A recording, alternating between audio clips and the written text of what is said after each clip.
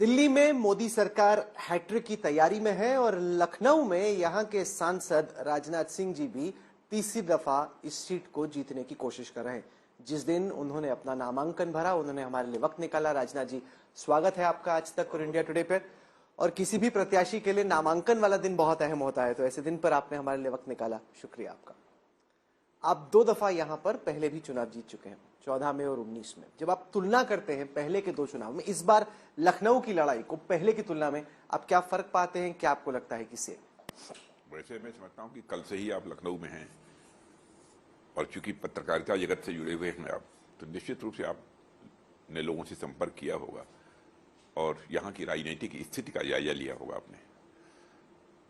मुझे विश्वास है कि पहले भी यहाँ की जनता का विश्वास मुझे प्राप्त था और इस बार भी पहले से कहीं अच्छा परफॉर्मेंस इस बार के चुनाव परिणाम का रहेगा, ऐसा मेरा विश्वास है। सर, पहले 2 चरण का जो मतदान रहा उसका एक फीचर निकल के आ रहा है कि इस बार लोगों में उस तरह का जोश और जुनून नहीं है वोटिंग को लेकर जो कि 2014 और 19 में था। पिछले चुनाव से करीब 4% दोनों फेजेस मिला के वोटिंग परसेंटेज डाउन है। इसको आप कैसे देखते हैं? क्योंकि आप चुनाव के बहुत अच्छे विश्लेषक भी हैं, वोटिंग परसेंटेज जो घट रही है उसको आप कैसे देखते हैं? देखिए, वोटिंग परसेंटेज घटने का एक कारण तो गर्मी भी है, लेकिन उसके साथ साथ जो आपने कहा कि लोगों के अंदर उत्साह नहीं है, तो लोग यह मानकर चल रहे हैं कि चाहे जो कुछ भी हो, पहले से कहीं अधिक अच्छी मेजॉरिटी से इस बार फिर से मोदी गवर्नमेंट बनने जा रही है। ये लोगों को पक्का विश्वास है, भरोसा है। और उसके अतिरिक्त जो अपोजिशन से का समर्थक जो मतदाता है, मैं समझता हूं कि उसके अंदर कुछ हताशा, निराशा है कि अपोजिशन को जैसा परफॉर्म करना चाहिए इस बार के चुनाव में वो नहीं कर पाएगा। इस कारण जो उनके समर्थक हैं उनके अंदर भी जो उत्साह चाहिए, जो उमंग चाहिए, वो नहीं है। वो मानकर चल रहे हैं कि अब तो यार बीजेपी जीत ही रही है, तो हम वोट देने के लिए क्यों जाए। इसकी दूसरी थ्योरी यह है कि बीजेपी के समर्थकों में उतना जोश जुनून नहीं है जो कि पिछले था, क्योंकि उसमें से कुछ लोगों ने कहा कि ये जो हमारा लोकल सांसद है, इससे मेरी बड़ी नाराजगी है। मोदी जी की तो आ ही रही है 400 सीटें, इस एक को हरा देते तो 399 आएंगे। ऐसा नहीं है। इस बार केवल प्रत्याशी को देखकर लोग वोट नहीं दे रहे हैं, बल्कि भारत के प्रधानमंत्री मोदी जी को भी देखते हुए लोग अपना मतदान कर रहे हैं, क्योंकि लोग ये महसूस करते हैं कि इस हमारे प्रधानमंत्री ने देश का कद दुनिया में ऊंचा किया है, अंतर्राष्ट्रीय जगत में भारत के मान सम्मान को बढ़ाया है। इस कारण लोग प्रत्याशी से नाराजगी हो सकती है, उसको दरकिनार कर हमें प्रधानमंत्री मोदी जी को बनाना है, इस सोच के आधार पर लोग मतदान कर रहे हैं। सर, 2014 में लोग बदलाव चाहते थे, कांग्रेस यूपीए और मनमोहन सिंह को हटाना चाहते थे, वोट पड़ा। 2019 में पुलवामा, बालाकोट के बाद एक नेशनलिस्टिक फर्वर था, उस पर वोट पड़ा। क्या आपको लगता है कि ये वाला जो इलेक्शन है वो नेशनल इश्यूज और लोकल इश्यूज का एक मिक्स है? जी, नेशनल प्रेसिडेंशियल एक तरह से तो इलेक्शन है ही, पर 10 साल के बाद लाजमी तौर पे कुछ अब लोकल एंटी इनकम्बेंसी की सुबुगाहट जगह जगह पे अब नजर आ रही है। मुझे यदि लोकल कहीं पर जो एंटी इनकम्बेंसी होगी भी, तो मैं कह रहा हूं ना कि इन सब सारी चीजों को दरकिनार करते हुए लोग केवल एक ही है सोच कि हमारे देश का मस्तक सारी दुनिया में ऊंचा होना चाहिए, और इस काम को यदि कोई कर रहा है और कोई कर सकता है तो केवल मोदी जी कर सकते हैं। इस सोच के आधार पर लोग अपना मतदान कर रहे हैं। आप क्षत्रिय समाज से आने वाले देश के सबसे वरिष्ठ नेताओं में एक। हमने जब से पुरुषोत्तम रूपाला जी ने बयान दिया गुजरात में, उसके बाद क्षत्रिय समाज में कुछ नाराजगी हमें नजर आ रही है। अलग अलग जगह पे, राजकोट में, राजस्थान में, पश्चिम उत्तर प्रदेश में रैलियां भी हुई। कुछ लोग तो आपकी गाड़ी के सामने भी कैवलकेड में आ गए। इसको आप कितना बड़ा एक इशू मानते हैं? और आपको एक तरीके से जिम्मेदार भी बनाया गया कि भाई थोड़ा ठंडा कीजिए कि नाराजगी खत्म हो। जिम्मेदारी मुझे नहीं दी गई है और न मुझसे किसी ने कहा है कि इन सब सारी चीजों को ठंडा करिए, क्योंकि जीवन में यदि मैंने राजनीति की है तो जाति, पंथ और मजहब की राजनीति नहीं की है, इंसाफ और इंसानियत की राजनीति की है। जस्टिस और ह्यूमैनिटी हमारी राजनीति का आधार रहा है। लेकिन हाँ, जाति प्रथा है, हमारी भी जाति है, और उस जाति का होना हमारे लिए भी अपने गौरव की बात है। ऐसा नहीं है कि उसको लेकर मुझे कोई किसी प्रकार की कोई ग्लानि हो। लेकिन मेरा विश्वास है कि समाज के लोगों ने सदैव उनका जीवन पूरा जो है इस राष्ट्र के लिए समर्पित रहा है। राष्ट्र की सुरक्षा, राष्ट्र के मान सम्मान स्वाभिमान के लिए सदैव जब भी जरूरत पड़ी है तो फ्रंट पर रहकर इन लोगों ने लड़ाई लड़ी है। इस बात को ध्यान में रखते हुए मैं पूरी तरह से आश्वस्त हूं कि जिस तरीके से हमारे प्रधानमंत्री अंतर्राष्ट्रीय जगत में भारत की प्रतिष्ठा को बढ़ा रहे हैं, तो वह कौम भी मोदी जी के साथ रहेगी, उनको अपना पूरा समर्थन देगी। तो उनका आरोप यह है कि गुजरों को या जाटों को ज्यादा पार्टी तवज्जो दे रही है, जिस तरह से एक तरीके से प्रोमिनेंस मिलना चाहिए राजपूतों को, ठाकुरों को, वो नहीं मिला। देखिए, हर चुनाव में होता है, कभी किसी को किसी समाज के सेक्शन को ज्यादा सीटें मिल जाती हैं, किसी को कभी कम हो जाती हैं, तो ये थोड़ी बहुत बार्गेनिंग चलती रहती है। लेकिन मैं यह नहीं मानता कि वह पर्टिकुलर सेक्शन के सारे लोग ऐसा सोचते हैं। कुछ लोग ऐसे होते हैं, 2, 4, 10 लोग, जो इन सब सारी चीजों को हवा देने का काम करते हैं, लेकिन उसका पूरे समाज के ऊपर इंपैक्ट होता हो, मैं ऐसा नहीं मानता हूं। राजनाथ जी, क्योंकि देखिए, अब इस समय देश हमारा लंबे समय से अपने मतों का प्रयोग करते करते राजनीतिक दृष्टि से अब काफी जागरूक हो चुका है, और लोग भी राजनीतिक दृष्टि से अब काफी परिपक्व हो चुके हैं। तो ऐसा नहीं है कि किसी के कहने से ही वो मतदान करेंगे। किसी को टिकट नहीं मिलता, इस कारण भी उसको नाराजगी रहती है। किसी को किसी राजनीतिक पार्टी में जैसी उसकी अपेक्षा रहती है, उस अपेक्षा के अनुरूप कोई दायित्व तो नहीं मिलता, इस कारण भी लोगों को नाराजगी रहती है। कई कारण हो सकते हैं। अब वो पूरे समाज के बिल्कुल अलंबरदार बनकर खड़े हो जाते हैं, मुझे मेरे साथ ऐसा नहीं हुआ इसलिए मेरा समाज इस पार्टी को समर्थन नहीं दे। यह कोई तरीका ठीक नहीं है। हम राजनीति देश के लिए करते हैं। हर राजनीति करने वाले को इस सच्चाई को समझना चाहिए और यह भाव उसके मन के अंदर होना चाहिए। हम राजनीति केवल सरकार बनाने के लिए नहीं करते हैं। हम राजनीति स्वयं को सांसद और विधायक बनाने के लिए नहीं करते हैं। हम राजनीति करते हैं नेशन बिल्डिंग के लिए, देश बनाने के लिए हम राजनीति करते हैं। राजनाथ जी, इस चुनाव के कुछ अहम मुद्दों पर आते हैं। सबसे बड़ी बहस इस वक्त चल रही है कि संविधान कौन बदलना चाहता है। कांग्रेस ने ऐसा उड़ा दिया कि इनको 370 सीटें भाजपा को, 400 एनडीए को इसलिए चाहिए कि अगर ये आ गए तो ये आरक्षण हटा देंगे। और कुछ आपके नेताओं ने भी आग मेघी का काम किया, ज्योति मिर्धा हो, आनंद हेगड़े हो, लल्लू सिंह हो, वो जो राम गोविल हैं, इन्होंने कुछ बयान देके ऐसी एक धारणा बना दी कि बीजेपी कुछ कॉन्स्टिट्यूशन चेंज करने वाली है। बीजेपी कह रही है कि कांग्रेस कॉन्स्टिट्यूशन चेंज करने वाली है, और वोटर समझ रहा है कि भाई क्या हो रहा है, संविधान हमारा खतरे में है कि नहीं। कांग्रेस का जहां तक प्रश्न है, कांग्रेस पार्टी भारत की राजनीति पे अपनी विश्वसनीयता, अपनी साख, अपनी क्रेडिबिलिटी ये पूरी तरह से खो चुकी है। तो अनावश्यक प्रोपेगेंडा के माध्यम से लोगों के अंदर कंफ्यूजन पैदा करके उनका समर्थन हासिल करने की वो कोशिश कर रही है। इसके अतिरिक्त कुछ नहीं। क्योंकि बीजेपी ने पिछले 10 सालों में सारी हिंदू जातियों को जोड़ने की कोशिश की ताकि एक हिंदुत्व वोट बने, हिंदू वोट बने। कांग्रेस को लग रहा है कि इसका तोड़ यही है कि लोग अगर जातियों के आधार पर बढ़ जाए तो जो हिंदू वोट एक अगर हो जाता है तब तो ऑपोजिशन का चांस ही नहीं। तो चाहते हैं कि जातियों में वोट बढ़ जाए, तब उनको लगता है कि चांस है, इसलिए वो चाहते हैं कि चुनाव मंडल वर्सेस कमंडल बन जाए। मैं ऐसा नहीं मानता। हमारी पार्टी की आइडियोलॉजी ये नहीं कहती है कास्ट, क्रीड और रिलीजन के आधार पर हम राजनीति नहीं करते। हम राजनीति करते हैं तो जस्टिस और ह्यूमैनिटी, न्याय और मानवता हमारी राजनीति का आधार है। इंसाफ और मानवता हमारी राजनीति का आधार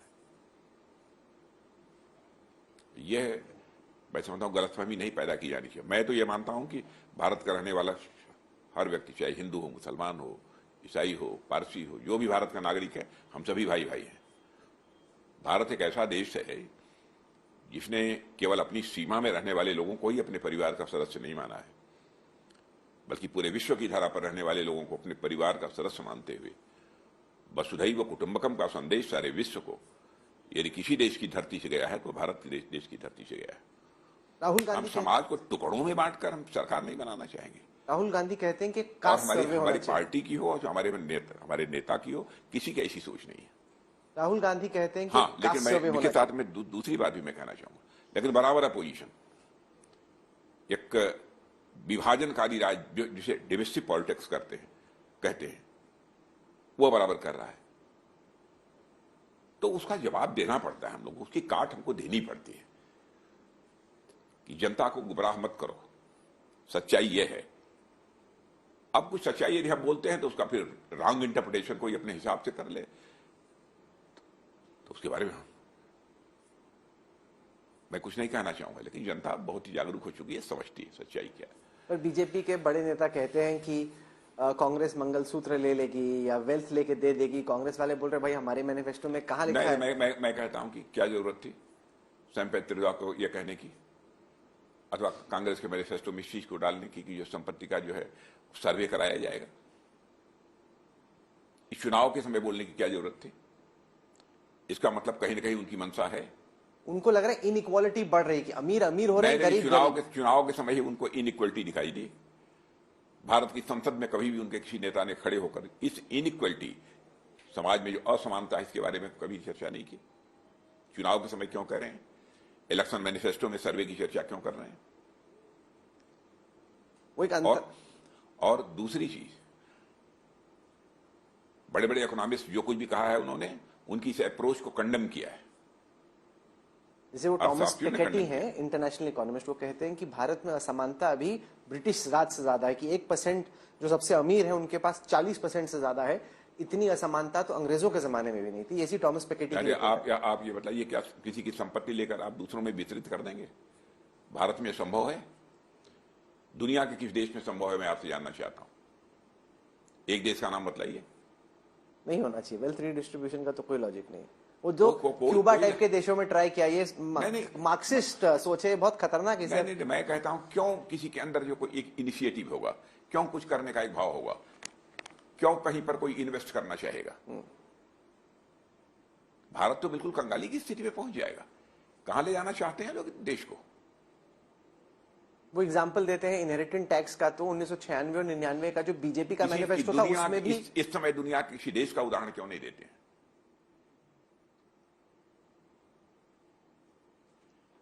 भाई लोगों के अंदर कैसे यह एक भाव पैदा होगा कि हमको इन्वेस्ट करना चाहिए, इसमें हमको ज्यादा संपत्ति अर्जित करनी चाहिए।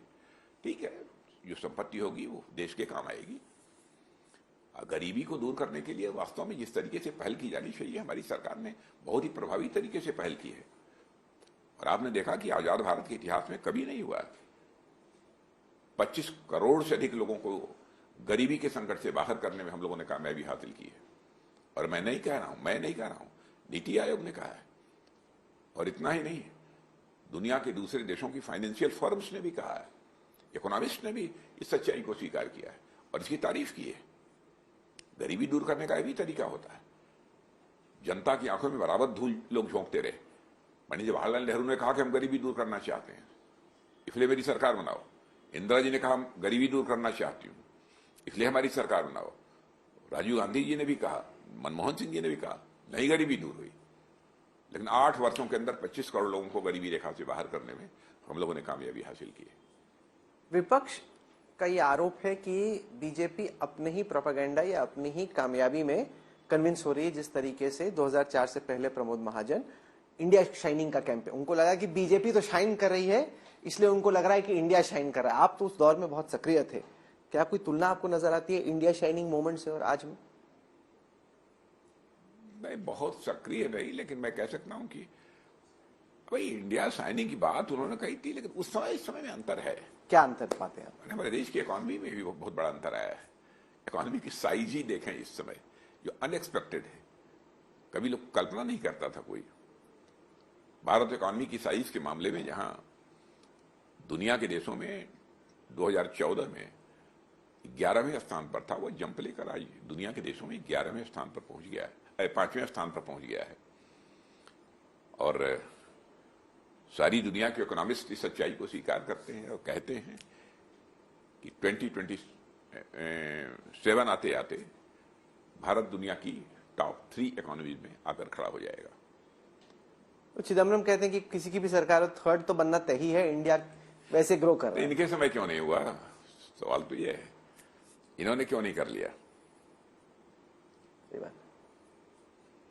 सर, राहुल गांधी कहते हैं कि एक जातीय सर्वे करने की जरूरत है, कि एक एक्सरे होना चाहिए समाज का कि कास्ट क्या है, उसके बाद वो किसी क्रांति की बात करते हैं कि रेवोल्यूशन होगा, उनके लिए कास्ट सर्वे बहुत अहम है।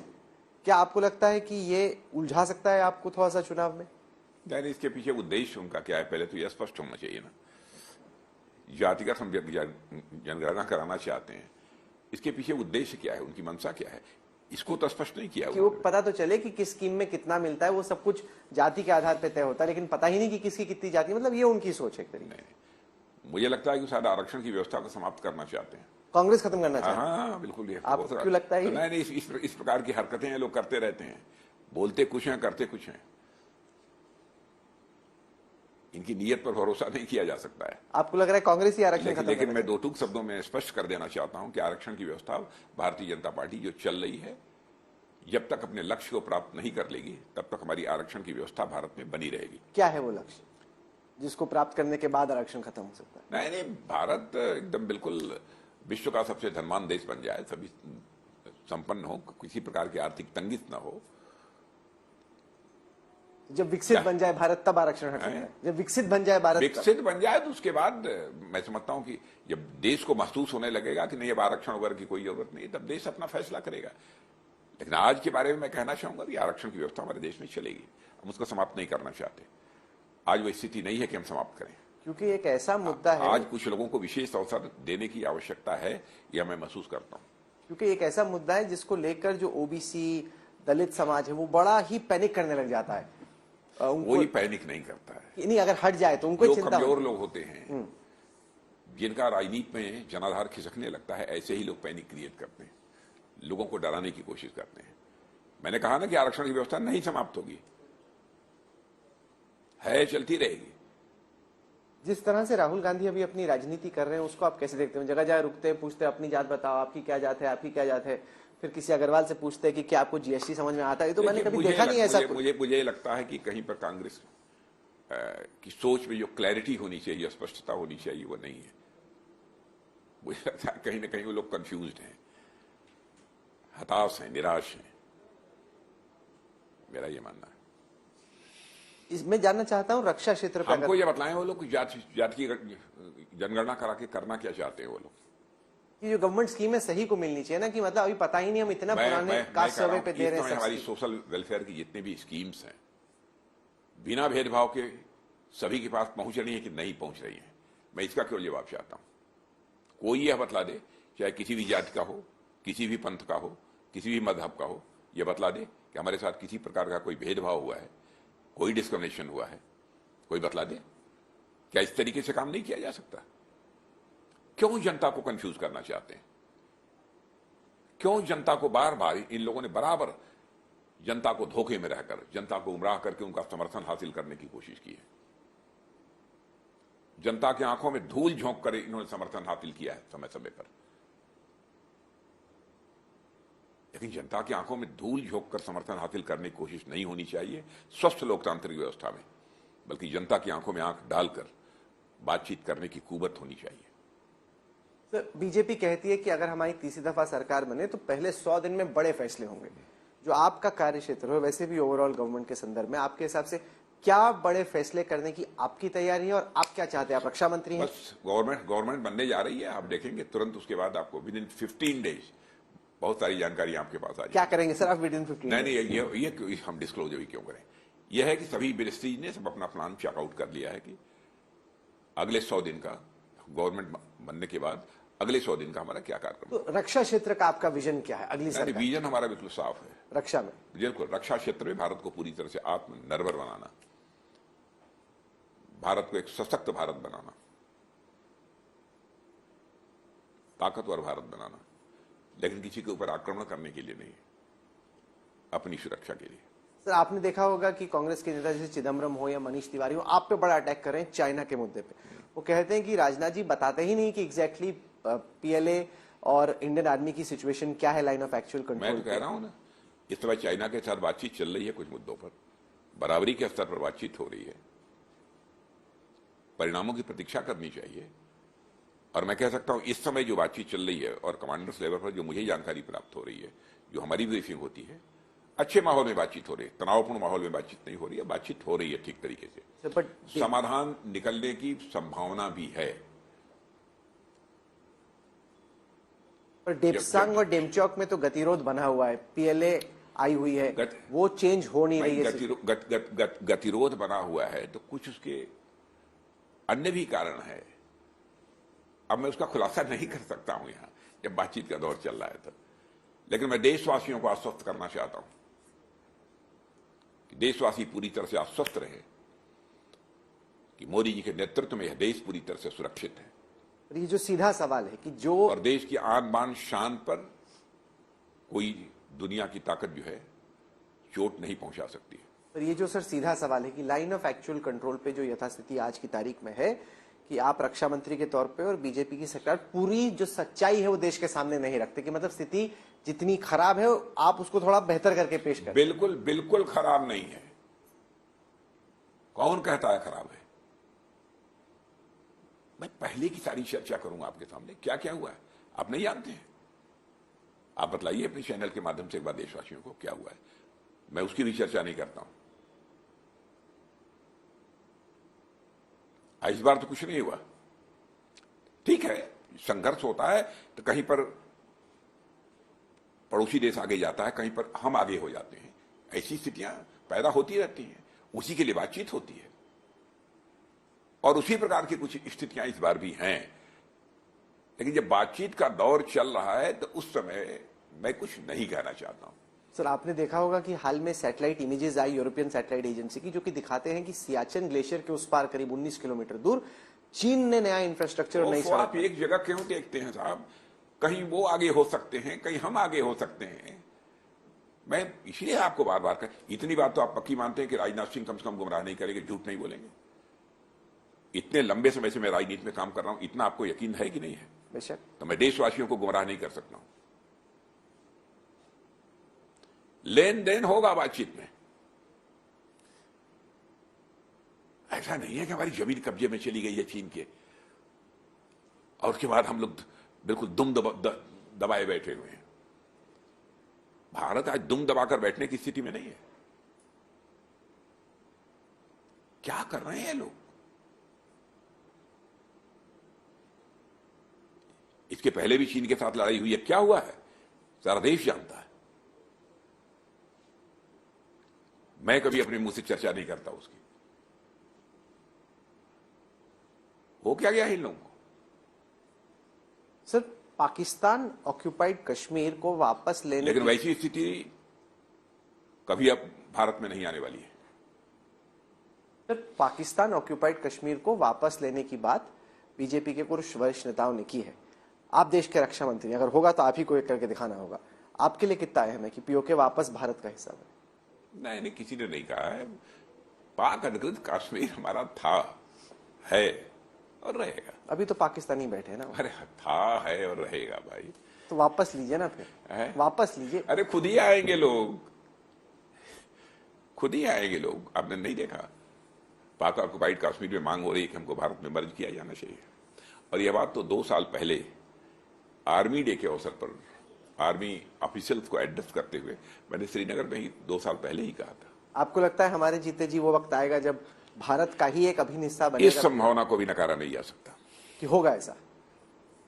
मैंने कहा नहीं, इस संभावना को नकारा नहीं जा सकता। This possibility can't be ruled out. कुछ करना पड़ेगा सर आपको लाने को। जैसे क्या है ना कि आर्टिकल 370 हो गया, राम मंदिर बन गया, अब आपके भी जो समर्थक है वो भी सोच रहे हैं कि कुछ बड़ा ही करना पड़ेगा ना, फिर ही तो करंट आएगा, स्पार्क आएगा। ये एक तरीका है। बस देश को हमारी सरकार के ऊपर, हमारे प्रधानमंत्री के ऊपर पूरा भरोसा है, यकीन है। सर, आपको लगता है कि जो बीजेपी पार्टी विद डिफरेंस थी, उसके जो 3 आइडियोलॉजिकल बिंदु थे उनमें से 2 पूरे हो गए। यूनिफॉर्म सिविल कोड की दिशा में कुछ राज्य बढ़ चुके हैं, केंद्र में बढ़ने की बात आपके संकल्प पत्र में लिखी है। अगर ये सारा आपका आइडियोलॉजिकल एजेंडा फुलफिल हो जाता है तो क्या वाकई में बीजेपी पार्टी विद डिफरेंस रहती है या बाकी पार्टियों जैसी हो जाती है? क्योंकि आइडियोलॉजिकली उतना फर्क फिर कहां है?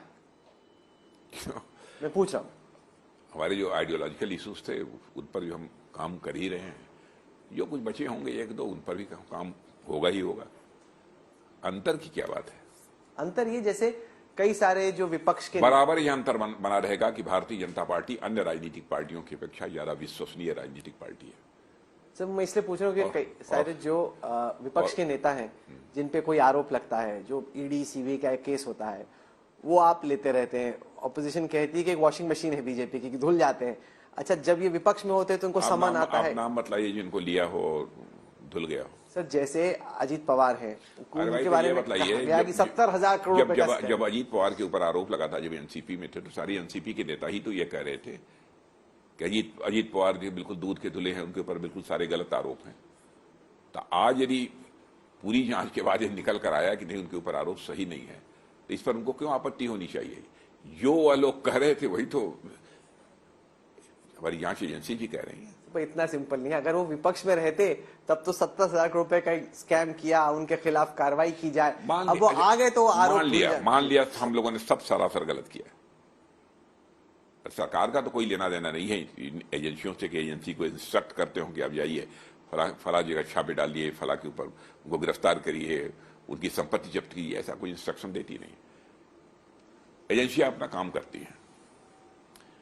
और देखा जाए तो इन एजेंसियों ने इसके पहले भी करप्शन के मामले में शायद कुछ लाख रुपए अथवा कुछ करोड़ रुपए जब्त किए थे। इस समय तो शायद 1 लाख करोड़ से ज्यादा की संपत्ति ईडी सीबीआई ने जब्त की है।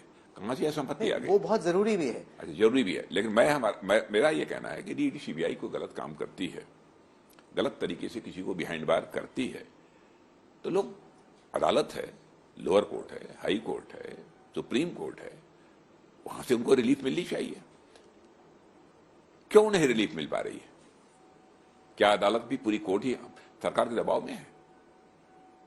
क्या कहना चाहते हैं? अलग सवाल है। एक तो ये कि जो भ्रष्ट है उसके खिलाफ कार्रवाई हो, बेशक चाहिए। दूसरा ये जो भ्रष्ट हो जब आपसे जुड़ जाए, फिर एजेंसी का जोशी खत्म हो जाए इन्वेस्टिगेट करने में, वो भी नहीं होना चाहिए। पहले समन भेज रहे हैं, अरेस्ट कर रहे हैं। दूसरी सर ऐसा कौन एक नेता बता दीजिए बीजेपी का? दूसरी चीज मैंने मान लिया क्लीन चिट दे दी ईडी सीबीआई ने उनको, या क्लीन चिट कुछ किया ही नहीं, या कुछ किया ही नहीं, तो मैं कहता हूं कि कोर्ट जा सकती है या पोजीशन जा सकता है। क्यों नहीं जाते कोर्ट? तो इन्वेस्टिगेटिंग एजेंसी को अपना काम करना है ना। अच्छा भाई, जाकर वो कहें कि गलत किया है, तो इन्वेस्टिगेटिंग एजेंसी इन्वेस्टिगेट करेगी ना, कोर्ट थोड़ी इन्वेस्टिगेट करेगी। अरे कोर्ट नहीं करेगी, लेकिन कोर्ट कह सकती है ना कि आपने ऐसा कहा था, आप ऐसा क्यों कर दिया। तो उसकी जो प्रॉपर रीजनिंग, उसका जो समुचित कारण होगा, वो एजेंसी कोर्ट को बतलाएंगी। भैया अदालत तो बैठी हुई है, सुप्रीम कोर्ट से लेकर नीचे तक। हम गलत हैं, हम इंसाफ नहीं कर सकते, तो वहां से तो आपको इंसाफ मिलेगा। आपको लगता है एजेंसियां फेयरली कर रही हैं सारा काम?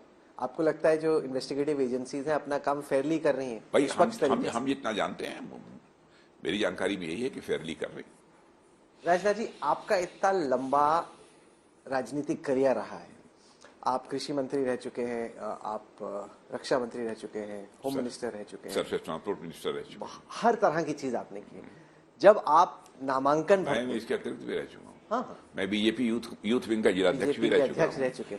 नहीं, बीजेपी यूथ विंग का जिलाध्यक्ष रह चुका हूँ, बीजेपी का जिलाध्यक्ष रह चुका हूँ, बीजेपी यूथ विंग का मैं प्रदेश अध्यक्ष रह चुका हूँ, बीजेपी मेन पार्टी का भी प्रदेश अध्यक्ष रह चुका हूँ, बीजेपी यूथ विंग का भी ऑल इंडिया जनरल सेक्रेटरी रहा हूँ, बीजेपी पार्टी का भी ऑल इंडिया जनरल सेक्रेटरी रहा हूँ, बीजेपी यूथ विंग का भी प्रेसिडेंट रहा हूँ, बीजेपी मेन पार्टी का भी 2 बार प्रेसिडेंट रहा हूँ, यूपी में भी मिनिस्टर रहा हूं, चीफ मिनिस्टर रहा हूं, और 4 बार सेंट्रल गवर्नमेंट में कैबिनेट मिनिस्टर भी रहा। तो लगभग भारत की राजनीति में जितने भी पद हैं, पार्टी के हों या फिर सरकार के, उन पे आप आसीन हैं। जब आप अपनी गाड़ी के ड्राइवर सीट पे बैठते हैं, आपकी जो पॉलिटिकल गाड़ी है, आपको आगे क्या नजर आता है? आगे क्या देखते हैं? किसके व्हाट आफ्टर दिस? किसके बारे में? अपने बारे में। नहीं, अपने बारे में तो कोई सवाल ही नहीं, सोचने का कोई कारण ही नहीं है, कभी सोचा ही नहीं। जिस समय बचपन में हम लोग राष्ट्रीय स्वयंसेवक संघ के स्वयंसेवक बने थे, कभी सोचा नहीं था कि हम किसी पार्टी में जाएंगे। और वही उस समय भारतीय जनसंघ थी, भारतीय जनता पार्टी में कन्वर्ट होगी और फिर इस देश की सत्ता सरकार बनाएगी वह पार्टी। इसकी तो कभी कल्पना भी नहीं की थी हम लोगों ने। तो पर लाजमी ही है, हर आदमी आगे की सोचता है कि इसके बाद क्या आप सोचते हैं कि राष्ट्रपति बन जाएं या उपराष्ट्रपति बन जाएं, वो नेक्स्ट लॉजिकल स्टेप रहेगा राजनीति के लिए? नो। Why no? देखिए, जीवन के बारे में हमारा एकदम बिल्कुल पूरी तरह से मुझे स्पष्टता है। जो होना होगा होगा। हमारा काम यह है कि अपनी जो भी दायित्व है, जो भी जिम्मेदारी है, उसमें सही तरीके से पूरी ईमानदारी के साथ अपनी भूमिका का निर्वाह किया जाए। तो कहीं तो लगता होगा अगर राष्ट्रपति बिल्कुल नहीं। हमारे साथ रहने वालों से पूछ लीजिए, मैं जानता हूं कि जो मैं कह रहा हूं देश को यकीन नहीं होगा। हमारे साथ जो बहुत हमारे अभिन्न लोगों को भी जानते हैं, जो हमारे साथ 30-40 वर्षों से, आप उनसे भी अकेले बात करके पूछ लीजिएगा कि राजनाथ सिंह ने कभी कहा हो कि हमको यह पद मिल जाए। और मैं यह भी मैं बतलाना चाहता हूं डंके की चोट पर, भारत की राजनीति में कोई यह नहीं कह सकता कि मैंने विधानसभा का भी टिकट मांगा हो। मैं जानता हूं बहुत सारे लोगों को यकीन नहीं होगा, आज तक नहीं मांगा है। मैं आपके चैनल के माध्यम से मैं कहना चाहता हूं,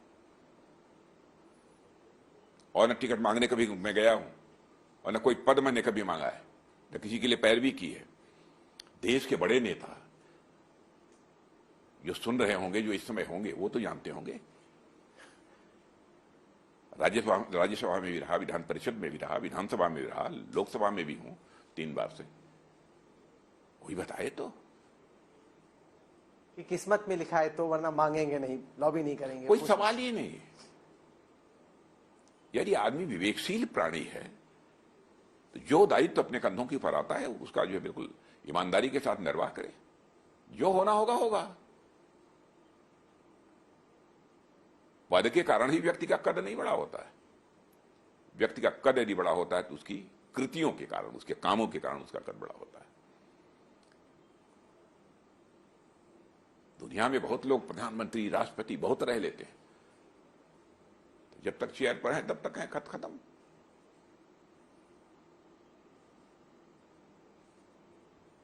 पोस्ट के कारण नहीं, अपनी डीड्स, अपनी कृतियों के कारण ही मनुष्य का कद बड़ा होता है। हाल ही में मैं उत्तराखंड में था और वहां पे ऐसे वोटरों से बातचीत हो रही थी, तो अग्निपथ स्कीम का, अग्निवीर स्कीम का जिक्र हुआ। आपने कुछ कहा कि अगर इसकी जरूरत हो फिर से देखने की, मॉडिफाई करने की, तो हम उसको सोचेंगे। आप एग्जैक्टली क्या, जो अब तक की इम्प्लीमेंटेशन, फिलहाल मुझे कोई ऐसा नहीं लगता है कि कहीं कुछ मॉडिफाई करने की जरूरत है। अभी अग्निपथ स्कीम चल रही है, चलने दीजिए। आपको लगता है कि कुछ भी बदलने की जरूरत नहीं है? आपको लगता है कि नहीं, देखिए ऐसा है ना कि हमको आर्मी में, अपनी सेना में एक यूथफुलनेस लानी थी, माने युवा लोगों का मैक्सिमम इंडक्शन हो। देश की सीमाओं की रक्षा करनी है तो जो वास्तव में जिनके अंदर ऊर्जा हो, जिनके अंदर कुछ कर गुजरने की ललक हो, इस आयु के लोगों की भर्ती ज्यादा होनी चाहिए। इस सोच के आधार पर हम लोगों ने किया है, और मैं समझता हूं कि अभी तक मेरे पास कोई शिकायत कहीं से नहीं मिली है। तो अभी अग्निवीर स्कीम को मॉडिफाई करने की या बदलने की कोई सवाल ही नहीं, प्रश्न ही नहीं खड़ा होता, प्रश्न ही नहीं खड़ा होता। सर, आपके भविष्य में कभी कुछ लगेगा हम लोगों को और भी कुछ बेहतर किया जा सकता है, यह तो रिफॉर्म तो कंटिन्यूअस प्रोसेस है।